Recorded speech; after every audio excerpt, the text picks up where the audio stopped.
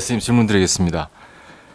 아까 말씀하실 때 저희가 업이 많아서 기도를 이렇게 많이 왔다고 하셨습니다. 그러면 그 전생에 스님이라든가 수행자로 살던 사람은 그 까르마라 해서 이번 생에도 또 기도나 이런 수행을 많이 해야 되는데, 그러면 전생에도 그 수행으로 통해서 사람들에게 이롭게 하기 위해서 기도를 많이 한 사람도 역시 업을 많이 타고 나서 또 이번 생에도 그 많은 죄를 지은 것입니까, 스님? 그러니까 질문의 핵심이 전생에 수행을 해서 업을 닦았을 텐데 또 수행자로 온 것은 아직도 못 닦은 업이 있어서 왔느냐? 네, 맞습니다. 이렇게 물은 거죠. 그런데 여러분, 전생에 수행을 바르게 해서 업을 다 닦고 다 풀었다면 또 수행자로 올 필요가 없습니다. 그분이 100% 업을 닦았다, 깨끗하게, 그러면 천상의 선관이 되든 산신이 되든 이생에 안 오게 되면, 이생에 만약에 안 왔다면 이렇게 정말 훌륭한 선신이 돼요. 그리고 설령 이승에 오더라도 큰 그 대역을 맡게 됩니다.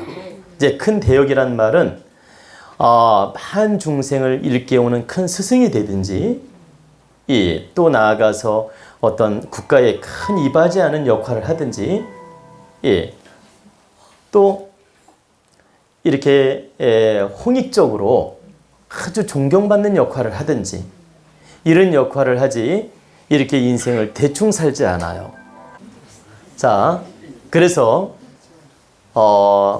수행을 했던 까르마, 그 수행을 하다 말았든 수행을 하다 포기를 했든 그리고 수행을 바르게 못했든, 우리가 전생에 수행을 바르게 잘했다, 아주 깨끗하게, 그러면 천상의 어떤 대신 역할을 하든지 또 현세에 오더라도 아주 거룩한 인생으로 오게 됩니다. 그래서 이제 큰 스승 역할을 하든 아니면 홍익적 역할을 하든 아니면 어떤 이 세상의 큰 지도자가 되든 이렇게 되어서 바르게 인생을 빛나게 살 수 있도록 하늘이 돕게 되고 또 그 역할을 맡아서 이 세상에 보냅니다. 그러니까 그런 책무와 역할을 주어서 보낸다. 근데 이제 전생에 그 돌을 닦던 까르마가 있을 거 아닙니까? 근데 제대로 그 돌을 깨우치지 못하고 수행만 하다 죽었어요. 그러니까 한이 맺히는 거야. 그래가지고 그 한을 풀고자 다시 이 세상에 오는 겁니다. 그럼 너는 이 세상에 너를 한이 남아있으니까 다시 가서 이제 저승에서 작업을 하는 거예요. 뭐 저승에서 그 염라대왕이 됐든, 보세요, 옥황사 형제님이 됐든, 너는 다 풀지 못한 한이 있으니 그 전생에 수행을 한 까르마를 가지고 이 세상에 오는 까닭은 전생에 수행을 바르게 못해서 중단을 했든 포기를 했든 그런 업이 반드시 있기 때문에 그 숙제를 바르게 풀으라고 다시 하느님이 보내는 겁니다. 그리고 여러분들이 지금 현재 주부로 살든 수행자로 살든 살았어요. 그럼 나머지 여한이 있을 거 아닙니까? 여한이 있으면 저승을 가서 하느님이 심판을 해요. 작업을 해가지고 너는 사랑하다 못 이루고 죽었으니 사랑할 사람을 다시 만나게 만들고, 남편한테 속속다 죽었으니 너는 다시 사람으로 태어나서 그 숙제를 잘 풀어보라고 보내기도 하고, 또 전생에 막 사업을 하다가 실패를 해서 죽었어요. 그러면 너는 이 세상에 사업가로 내보낼 테니까 한번 제대로 사업을 한번 해봐라. 이런 숙제를 주어서 보내기도 한다는 얘기입니다. 그리고 이 전생에 스님으로 살았어요. 그러면 스님으로 승복만 입었다고 다 스님이 아니거든. 그 스님 노릇을 하다가 제대로 못하고 한이 맺혀 죽으면 다시 이 세상에 올 때 스님으로 보내는 경우도 있고, 철학가로 보내는 경우도 있고, 무당으로 보내는 경우도 있어요. 대타로. 이제 그런 방식으로 풀어내라 이거지. 그래서 비슷한 직업으로 보내는 경우가 많이 있다. 그러면 전생에 음악을 잘했어요. 그런 분은 현세에 막 성악가라든가 그 악기를 잘 다루는 그런 재주를 주어서 보냅니다. 그러면 선천적 재주라는 말 하죠, 여러분들. 선천적 끼라고 말하죠. 그런 분들은 반드시 전생에 그렇게 살았던 그 인연이 있었던 겁니다. 예를 들어 스님 노릇도 멋지게 잘하는 분은 역시 스님 하다 온 분이에요. 그리고 또 음악을 잘해. 노래도 막 정말 잘해. 그러면 전생에 기녀를 했던 노래를 잘한 그 끼가 있었던 겁니다.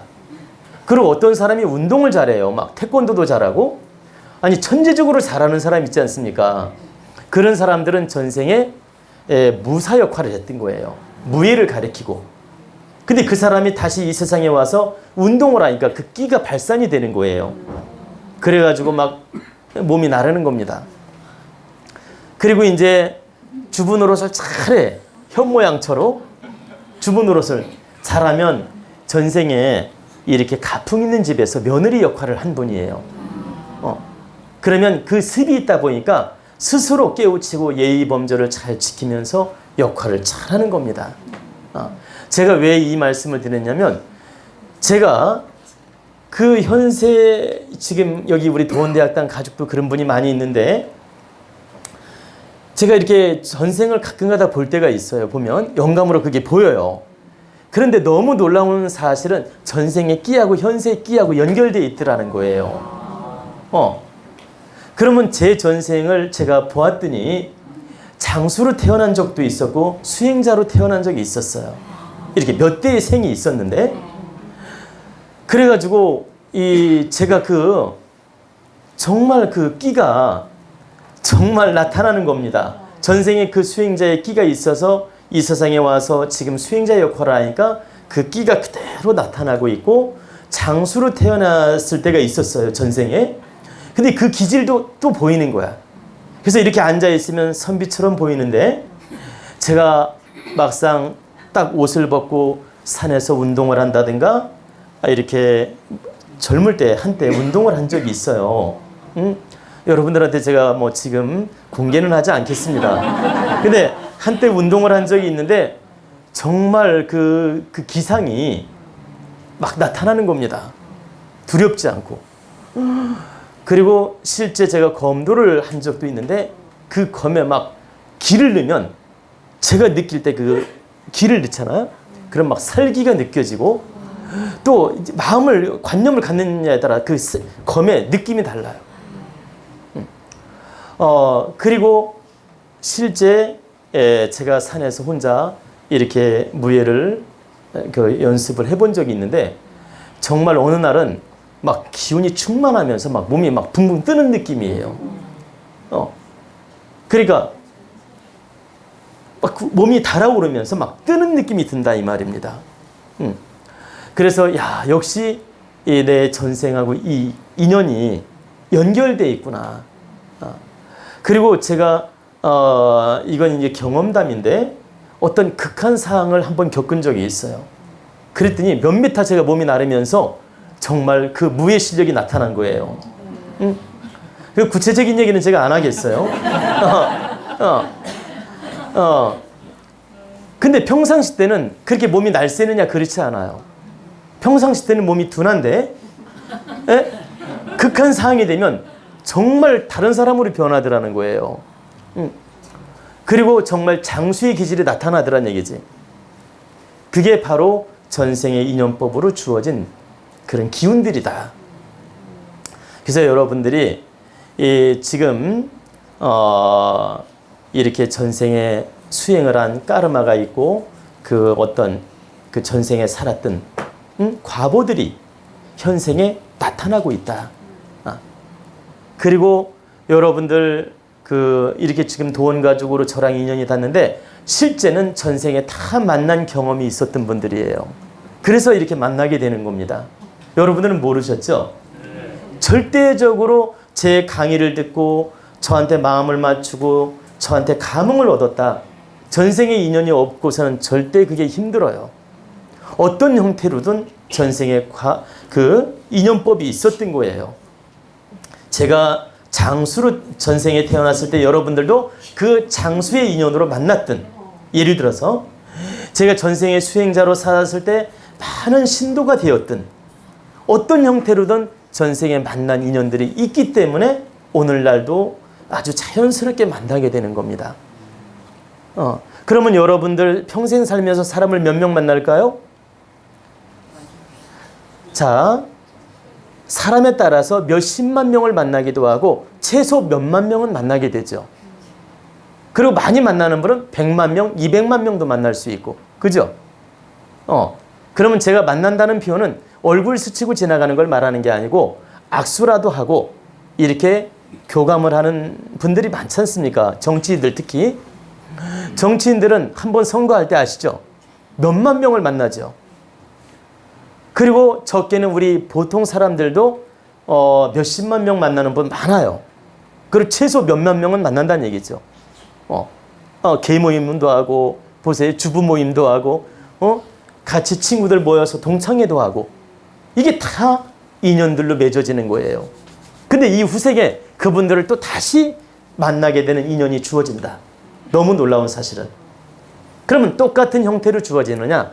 조금씩 각본이 달라질 뿐이에요. 이해가 되십니까? 그래서 각본이 다르게 인연이 올 뿐이지 만난 적이 반드시 있다.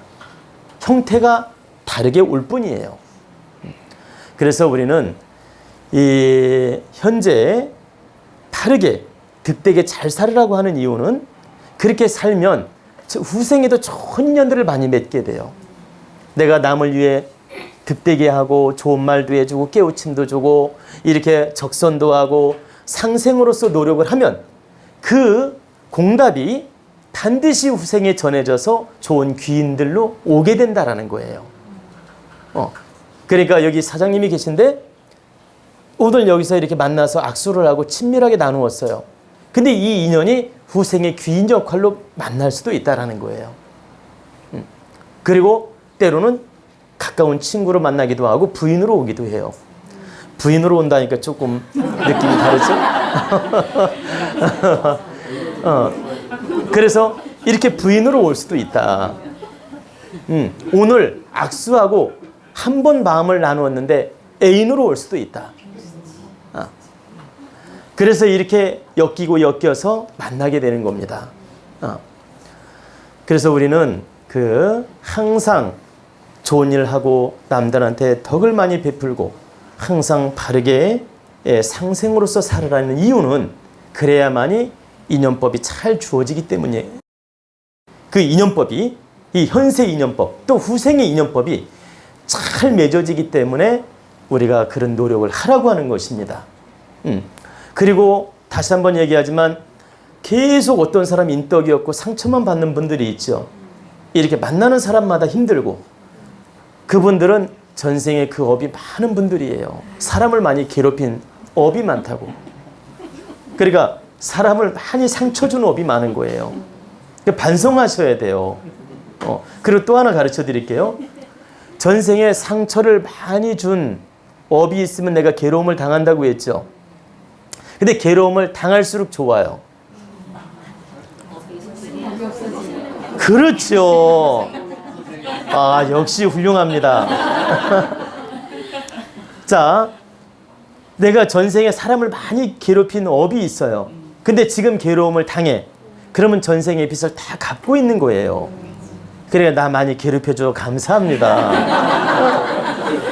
전생의 빚을 다 갚아주니 감사합니다. 이렇게 생각하면 그게 괴로움이 감사함으로 변해요. 진짜. 그래서 우리가 상처를 꼭 받았다고 해서 그걸 슬프게만 생각하지 마라. 내 전생의 과보를 씻어내는 하나의 방편이 될 수 있다. 그리고 여러분 욕 많이 먹으면 오래 산다는 말 속담 알죠? 네. 근데 그분이 전생에 지은 죄를 그러니까 전생에 지은 죄가 많은 거예요. 전생에 지은 죄가 많은데 욕을 먹어가지고 그 업을 씻어내는 거예요. 그래가지고 명이 길어지는 겁니다. 그래서 단명할 사주들은 욕을 많이 먹으면 명이 길어져요. 그리고 왜 단명할 사주로 오느냐? 이거 아셔야 돼요. 왜 단명할 사주로 오느냐? 전생에 살생을 많이 하고 업을 많이 진 사람들이 대부분 단명으로 오는 거예요. 그러면 사람을 살생했든 동물을 살생했든 이유 없이 살생을 많이 한 과보가 있으면 단명한 팔자로 오는 겁니다. 그러면 여러분들 중에서 혹시 단명할 팔자로 왔다. 내가 전생에 살생한 업이 반드시 있는 거예요. 그때는 어떻게 돼? 내가 자수해서 광명을 찾든지 욕을 많이 먹든지. 그럼 자수해서 광명 찾는다는 건 내가 방생을 하든 인간 방생을 하든 적선을 하든 이런 보시를 많이 해서 속죄를 하면 그것이 또 액땜 작용해서 명이 길어지고, 아니면 상처를 많이 받고 욕을 많이 먹으면 명땜이 되는 거라. 왜? 죗값을 치루었으니까. 그래서 단명할 팔자는 욕 먹는 게 좋아요.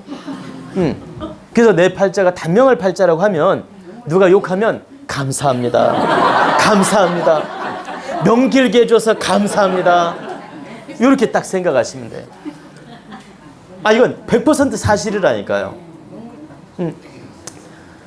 여러분 정말 오늘 큰 깨우침을 얻었죠? 네.